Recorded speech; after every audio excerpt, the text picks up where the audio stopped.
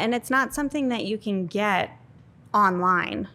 Getting in a physical space with another person and taking your problems off the table to focus on a bigger picture, on your community, on somebody else, it can be really healing. If you've got, a lot going on, or you're just really struggling with, again, that sense of belonging of who am I? Why am I here? Volunteer rates are down across the country as the need for volunteers continues to go up. Why is there such a discrepancy? And what are some of the added benefits of helping in your community? Welcome to the Search Bar. I'm your host, Adam Sparks, and on today's episode, we're talking about the importance and the impact of volunteering with Sam Dattilo, Assistant Director for the Mary Ellen Brandell Volunteer Center at Central Michigan University. Well, thanks for being here today, Sam. Yeah, of course. Thanks for volunteering your time. Oh, thank you. Yeah. Thank you. First pun. Yes, first pun of the day. We're gonna talk about volunteering a little bit today, and I wanted to kind of start off by just kind of talking about the state of volunteerism and how that's changed a little bit over the last couple of years, knowing that like nationally numbers are down a little bit, which I assume is mostly pandemic related, but maybe not, since we're kind of out of it and things are still a little bit tight. Like what does that picture look like to you right now in terms of how people are spending their time? Yeah, so COVID absolutely had an impact.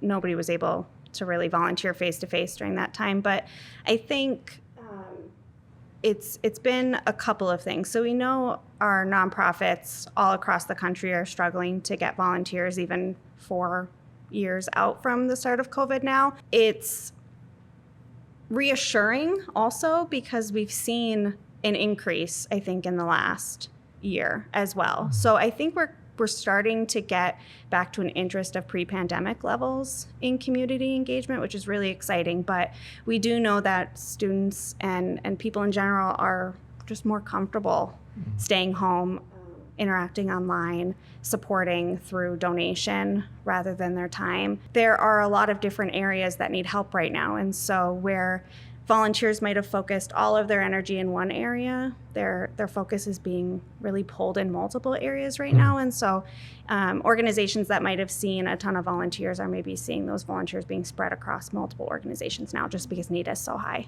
Give me a little bit of an explanation of like what that difference is, like in terms of like financial contributions to like a not-for-profit or charity that you like, or there's a good value there, but what are you missing when you're not showing up to the place? Like, what is that organization missing out on? Yeah, so for a lot of these organizations, they are absolutely excited to receive financial donations because a lot of times they can make your dollar go further than you can, right? So if you donate 5 cans of food to a food pantry, that's wonderful and excellent. But if you donate $5 to them instead, which is about what you would pay at the grocery store for 5 cans of food, they can actually stretch that $5 exponentially further than you can because of the partnerships that they have in the food space. And so monetary donation is great. But for some organizations, they only have 1 or 2 full-time employees to run the entire operation. And you just quite literally can't serve the number of community members that a lot of these organizations are tasked with serving without bodies. In order to do things with your dollar, they need you there.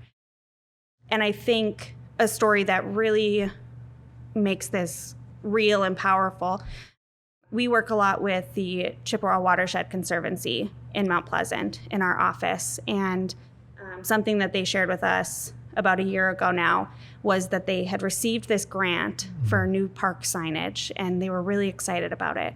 And then they had to sit on that money for months because they just literally didn't have the manpower to install the new signs. Yes, they need your dollars, they need your fiscal support, but without physical volunteers, sometimes they can't actually even do anything with those extra resources. I have to imagine that like building up kind of the momentum or the engine that is human resources when it comes to these sort of things takes time too. So like absolutely, yeah. It's not as though the pandemic is over. It's 2024 right now as you and I are talking, and people are just showing back up. Like a lot of, and correct me if I'm wrong, but working at a university as we both do, I know that one of the things that kind of happened at the end of the pandemic, just for a lot of programs here, not necessarily volunteer programs, is that there's a little bit of a brain trust that sort of gets lost when people aren't connecting in person. Yeah, definitely. So if you and I meet and we become buddies because we work together at the same soup kitchen, right? It's a place that is giving meals to people who need meals. We have a positive experience. We share our friends. You meet my friends, whatever. Suddenly there's a little community of people that see each other every month. Yeah. And so much of that is word of mouth. Like they need you to go talk about your positive experiences volunteering in order to get more volunteers. Yeah. So they're kind of at a detriment for trying to get those folks. So I imagine that's a bit of what you're seeing out there now is like, definitely. How do we get back up to steam? Yeah. And I think because we're working with students, right, we're thinking about the cycle of a student on campus. Without the students to talk about those positive experiences because they're graduating without having had them in some cases, the next generation of students coming in then doesn't know. And no one's there to be like, oh, this was really powerful for me, or this really changed my career trajectory because I was thinking about the world differently. I was seeing things differently. Nobody is giving them that story on a peer-to-peer level. And so, we do see that our nonprofits are suffering because of that. Yeah. Do you attribute that to it, or do you think there's just a shift in the way people are looking at volunteerism? I think it's all of the above. Yeah. It's, like I said earlier, the piece around there's so much going on and being more chronically online, we're much more connected to everything that's going on. And so it can be really hard to get a singular focus on what it is that you care about. If you care about 10 things, it's really hard to give your time and your energy and your everything to 10 things versus having just a couple of things that you're really honed in on. We, in not just volunteering, but everywhere, like monoculture just doesn't really exist anymore. And so for students who care a lot about community and care a lot about solving community-based problems, their focus is really, really stretched thin. And sometimes I think it can get a little bit overwhelming of like, well, am I really even making a difference by volunteering? Or should I be doing more activism-based work? Should I be doing more like online campaigning? Is it easier just for me to give money? And I think that combined with COVID and everything else, it's overall, I think, shifting the landscape of what volunteerism looks like. This is somewhat hyperbolic, I guess. Like, there's probably a little bit of there. Sometimes, especially when you're online, like you said, there's probably a little bit of dread when you think of all the things that need tending to, right? All the things that are being ignored. The world is a tough place right now. Yeah, and so to have your head constantly turning towards these things probably does feel overwhelming, which may in turn make you maybe not want to go do the thing in person, even though that might feel distinctly different than kind of scrolling through and seeing all the things that you want to contribute either your voice or your money to. Right. Everything has become just a little bit polarizing too. So when students are thinking about where they want to make an impact, I think they also feel like they're making political decisions then, and that can be tough. If you don't know a ton, or you're still kind of exploring what your values and your identities look like. So I think, that plays a role in it too. You want to do something you think is good. You don't necessarily want to have a debate about it. Yeah, right? Absolutely. Absolutely. Yeah, believe it or not everybody has a stomach for that all the time. Right. And that's okay too, right? Yeah, absolutely. It's okay to be figuring out where you stand on something. Yeah. Even while you're trying to help somebody at the same time. The good news, I think, though, is that with students now, we are seeing this reduction in stigma. They don't see resources as a thing that people should be ashamed of. And so that reduced stigma, I think, also leads students and just people in general to utilize these resources more. And so one avenue that we have found has actually made quite a bit of a difference in talking about like our food pantry on campus, because you can both be a user of the pantry and a volunteer, is sometimes volunteering at the pantry is your first step in the door to actually using it if you need it. So it can be a little bit of a reciprocal relationship then in that way, which is really nice. Yeah, because it's disarming to know the motivations of the people that are already there. That you get to know the staff, the space, and that there's operation. not judgment, right? Yeah. I would observe that that's a big shift in younger people. I mean, I would compare it to even myself when I was at that age, where it's not, I need help with this thing, or I need guidance with this thing. It is, a little bit easier to say out loud now. It's hard for me to put like a real tangible. Yeah, we're more observation on. connected now. And I think there's just a recognition of, the world is hard. Let's not make it any harder than it needs to be. Yeah, we don't need to give anyone a side eye because they're Right. going into the student food pantry. Totally. You hate to see people miss out on volunteering because so many of these places need it, but like you might need it too. Yeah. Right. There's kind of there's some self-care and some therapeutic benefits to volunteering. Can you shed a little bit of light on that for us? Yeah. So this has been, I think, really heavily studied. And we know that volunteering has a major impact on a person's sense of belonging, their self-esteem about themselves. Like I said, with the reciprocal relationship between someone using our food pantry and volunteering at our pantry, it's the same thing. You feel better about accessing spaces in your community and advocating for spaces in your community when you are a fully participatory member of your community. And that means volunteering and getting to know the people who serve and live alongside you, who work alongside you, who are maybe struggling with the same things that you and your family are struggling with, or if on a campus, right? Other students who might be experiencing some of the same things you do. And so when you get this idea of not feeling so alone, when you can see that other people care about the same things that you do, that sense of belonging just skyrockets, which improves your mental health. It improves your ability to be successful in the classroom. It helps make friends. A lot of really good benefits. If I go to volunteer, I'm not looking for this personal outcome for me for it to be successful.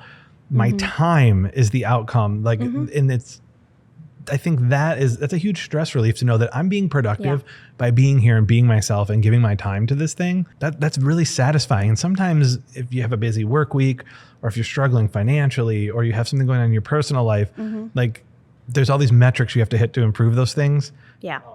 Going out into the community sometimes, again, assuming that you're doing it at a volunteer level. If you're an organizer or you're working at a not-for-profit, I'm not saying you don't have goals to meet. Yes. But if I'm going and I'm giving a day of work, I'm giving an evening of work, like the satisfaction is immediate and the benefits to yourself are just really good, especially if you're not getting that in other places. Yeah, and it's not something that you can get online.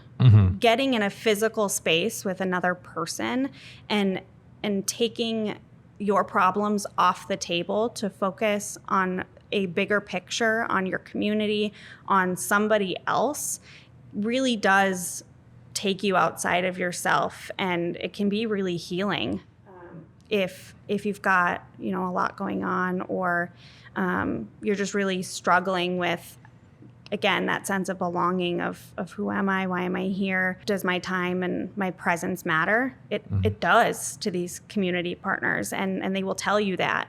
And again, you're physically in a space with somebody else and improving the place that you live for everybody. Yeah, and like you had said, it's studied a lot, right? There's mental health benefits, there's physical health benefits that we see from that. Can you elaborate a little bit on that? Or yeah, so we know it reduces things like anxiety and depression, that sense of belonging. Again, I'll talk about that until I'm blue in the face because it really, really does matter. Physically, you're getting out of your space, right? And so a lot of these are more physical, so you're being active. And we just know that for students, but people in general who are struggling with their overall health and connection to other people, that volunteering is a absolute entry point to getting reconnected. But like also in terms of those benefits to yourself when you're volunteering, I mean, some of them can be professional, right? There's skills to be gained out in that field too, right? So when you're working with students who are going to do some sort of volunteering, is there some attempt to align that with their professional goals? Yeah, a lot of the times. So I mentioned reciprocal partnerships. That's something that we talk about a lot with students in our space, because in order to encourage them to participate in service ethically, in a way that is of benefit to the community and not just to them, they need to think about more than just what they're getting out of it professionally or otherwise. And so we talk about what does it look like for you to give your time and your, physical presence to these community partners to do the work that they might not otherwise be able to get done. But what are you getting in return, right? Because it's a return on that investment. And so the things that we talk about are often the really basic skill building. So conflict management, time management, working with others, working with diverse groups of people, working to solve problems, sometimes on a moment's notice, and really able to kind of build up their capacity for those like soft skills. And we know that as we change demographically and our society is needing different things from our students who are graduating and going into the workforce, that focusing on those soft skills is becoming really, really important. We know that when we look at like the top 10 skills that employers are looking for from a college graduate, all 10 of those can be received through volunteering, all 10. And so, yes, we focus on like, what is your major?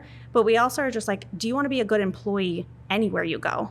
Right. Regardless of what you're going into, because the skills that you're learning here are transferable. It feels so mushy, but because you can't really wrap your hand around like an empirical value to it, but like you're going to be happier.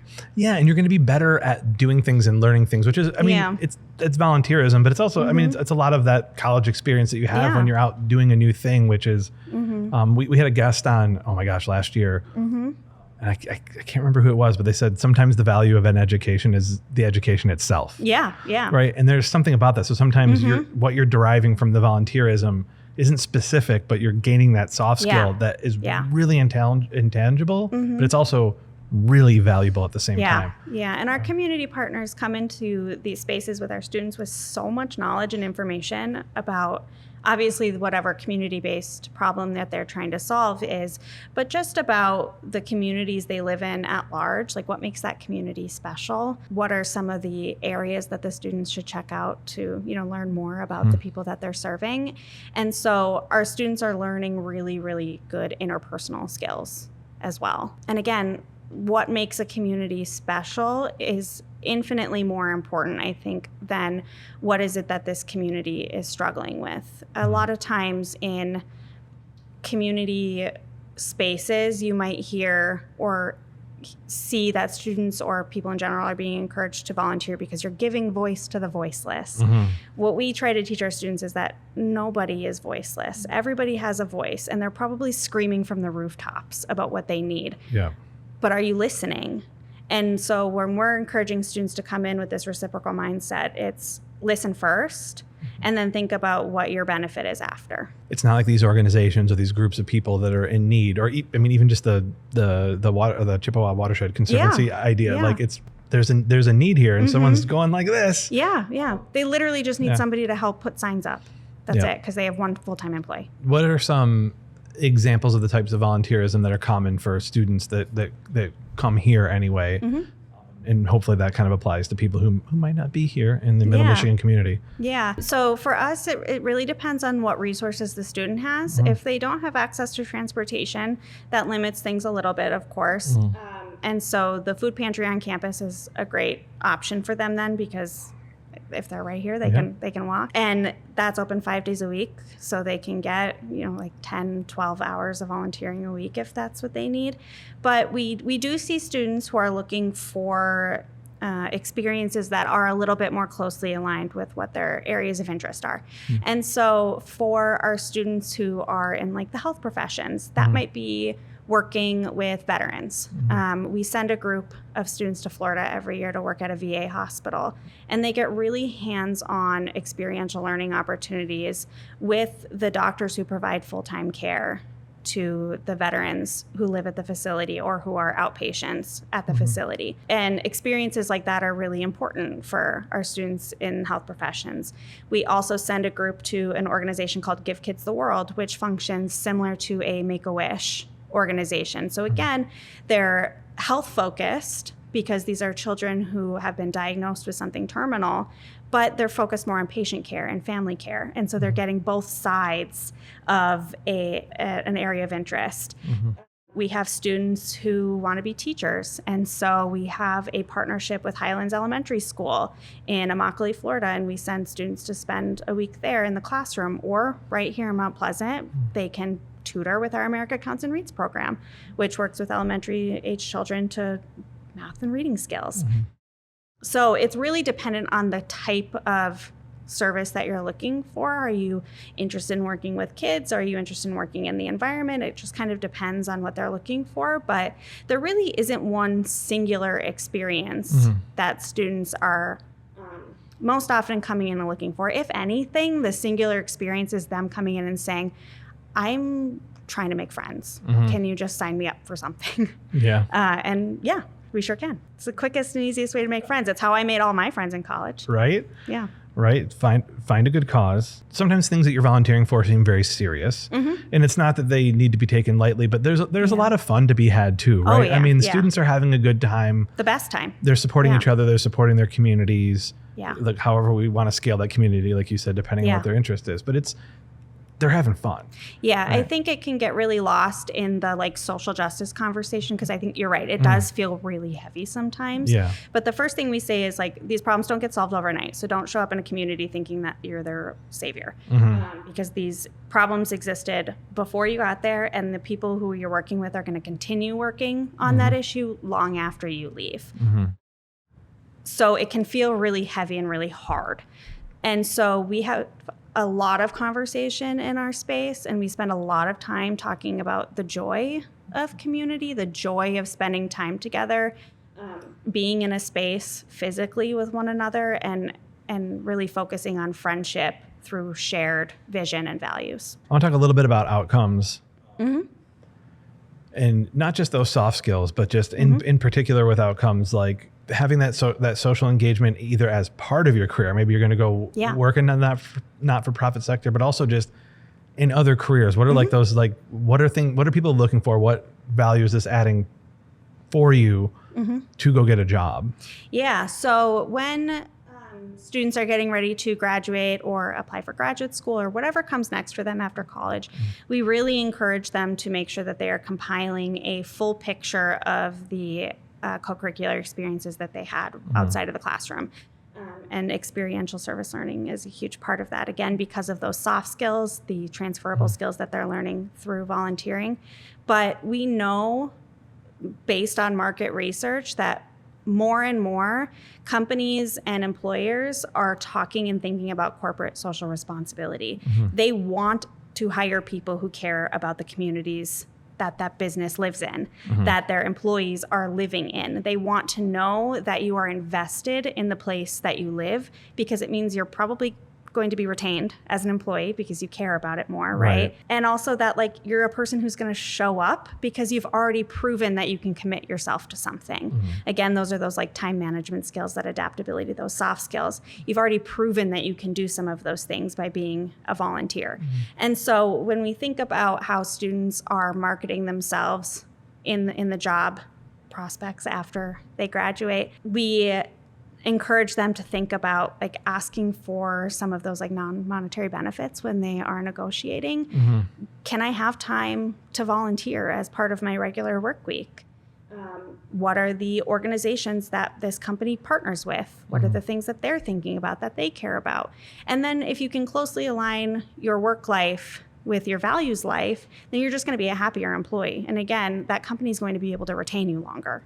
So it's a benefit for everybody. Everyone's going to benefit, including the community in which y'all reside, right? Because we're kind of a rising tide raise all ships, right? And there's a lot of economic benefit that will go into these communities through your volunteerism, to the volunteerism of this community, right? So that's the other like really big impact too, like where people and other entities are volunteering, right? We're having a much bigger, broader economic impact on the area, correct? Like right now, the average monetary worth of a volunteer hour is up over $20 an hour. It might even be closer to $25 an hour right now. You'll have to fact check me on that, but it's a lot, and like these nonprofits can't afford to pay large swaths of people $25 an hour, right? So the time that people are giving to the organizations does have a monetary value, which is huge.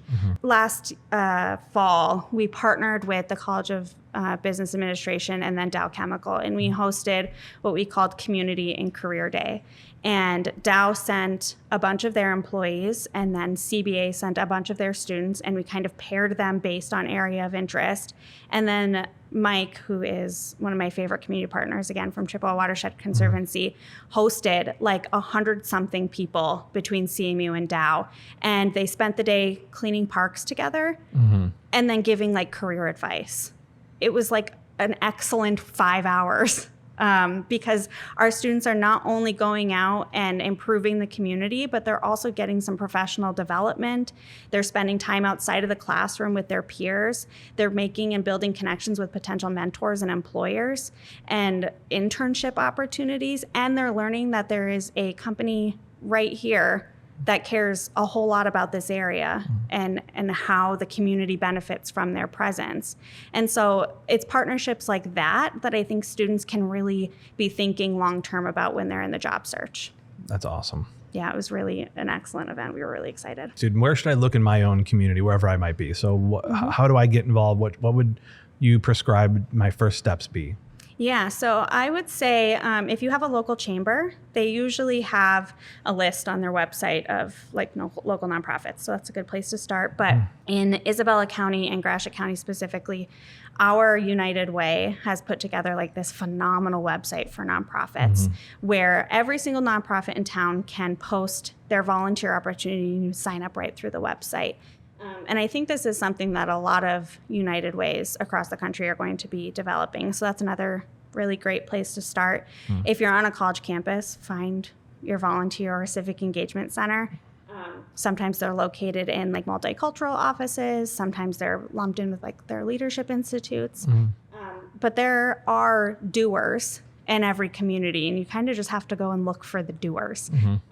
Or if there's something that you care like a lot about, Google is your best friend. Open it up and just, volunteering with the environment. And a bunch of stuff is going to pop up. And again, they're always, always, always looking for people. You're never going to get turned down for volunteering. No one's going to say no. Correct. Yeah. I mean, even if you see it, if you see the place in town too, right? Yeah, that exists yeah. and you're driving past it, like, no one's going to turn you away at the door. Yeah. Very unlikely. Yeah. Assisted living facilities are great. Hospitals are great. Schools, like media and libraries centers always need volunteers. Food pantries, soup kitchens. Our version of like Clothing Inc. So any like the clothing donation locations, you can volunteer with your local fire department. There's all kinds of different opportunities depending on your area of interest, how much time you have, whether or not you have a family that you need to consider to possibly bring with you. A lot of these opportunities can be really multi-generational. If there's a local humane society, they always, always, always need volunteers. And sometimes it looks like just walking the dogs, which is like, who doesn't want to go walk a dog? That's fun. Yeah, you can. I actually, for honors credit in college, Yeah. walked dogs at the Huron Valley Humane Society. Exactly. And you love it, the dogs love it, and the Humane Society loves it too. Yeah, it wasn't a bad gig. You can do it. Yes, it's so much fun. We love doing that every semester. What was yours? Did you have a volunteer thing when you were younger, when you were an undergrad that you that sticks in your head? Yeah, when I was a sophomore, so in 2013. I spent a week with our Alternative Breaks program volunteering in New York City with an organization called the Trevor Project, which focused on suicide prevention. And it was such an impactful week for me. At the end of it, I talked to the volunteer coordinator and said, I'm not done. How do I do this long term? And for the next 3 years, I served as like an on-call person for their suicide hotline. And I loved it. It gave me skills in crisis management, communication, talking to other people. That one was virtual, so I was able to do it from Michigan to help young people all over the country. And it really connected me with this like really broad network of people who care, again, about the same things I care about. And so it was a way I was able to not feel isolated, but then like boost my resume at the same time. Right. And you're still doing it to this day. Yeah, they couldn't get rid of me. That's really incredible. Still here. Well, thank you for sharing your story and your expertise. Yeah. Thanks for having me. Yeah, I appreciate you. Thanks. Thanks for stopping by the search bar. Make sure that you like and subscribe so that you never have to search for another episode.